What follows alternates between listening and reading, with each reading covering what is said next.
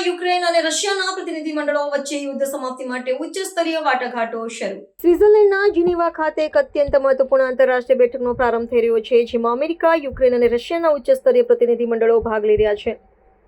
લગભગ 4 વર્ષથી ચાલી રહેલા રશિયા-યુક્રેન યુદ્ધનો અંત લાવવા માટે આ ત્રણેય દેશોમાં રાજદ્વારીઓ એક મંચ પર એકત્રિત થયા છે. અમેરિકા દ્વારા પ્રસ્તાવિત શાંતિ યોજના પર ચર્ચા કરવા માટે આયોજિત આ બેઠકને વૈશ્વિક શાંતિ માટે એક નિર્ણાયક પગલું માનવામાં આવી રહ્યું છે. આ બેઠકનો મુખ્ય એજન્ડા અમેરિકા દ્વારા તૈયાર કરવામાં આવેલા 28 મુદ્દાઓની પીસ પ્લાન પર સર્વસંમતિ સાધવાનો છે. અમેરિકી વિદેશ મંત્રી માર્કો રૂબિયોની આગેવાની હેઠળ ડેલિગેશનને દાવો કર્યો છે કે યુક્રેન સાથેની પ્રાથમિક ચર્ચાઓમાં નોંધપાત્ર પ્રગતિ થઈ છે અને એક સુધારેલો ડ્રાફ્ટ તૈયાર કરવામાં આવ્યો છે, જે યુક્રેનની સુરક્ષા અને સાર્વભૌમત્વને ધ્યાનમાં રાખે છે. જોકે યુક્રેનના રાષ્ટ્રપતિ ઝેલેન્સ્કી માટે આ વાટાઘાટો પડકારજનક છે, કારણ કે પ્રસ્તાવિત યોજનામાં નાટો સભ્ય પદ જતું કરવું અને કેટલાક પ્રદેશો પર રશિયાનું નિયંત્રણ સ્વીકારવા જેવી શરતો હોવાની ચર્ચા છે.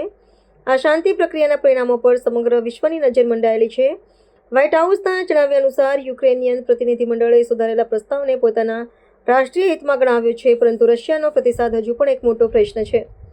યુરોપિયન સાથી દેશોએ પણ આ પ્રક્રિયામાં જોડાઈને યુક્રેનના હિતોનું રક્ષણ કરવાની ખાતરી આપી છે. આગામી દિવસોમાં વાટાઘાટો કઈ દિશામાં આગળ વધે છે તેના પર યુદ્ધ વિરામ અને કાયમી શાંતિનો આધાર રહેશે.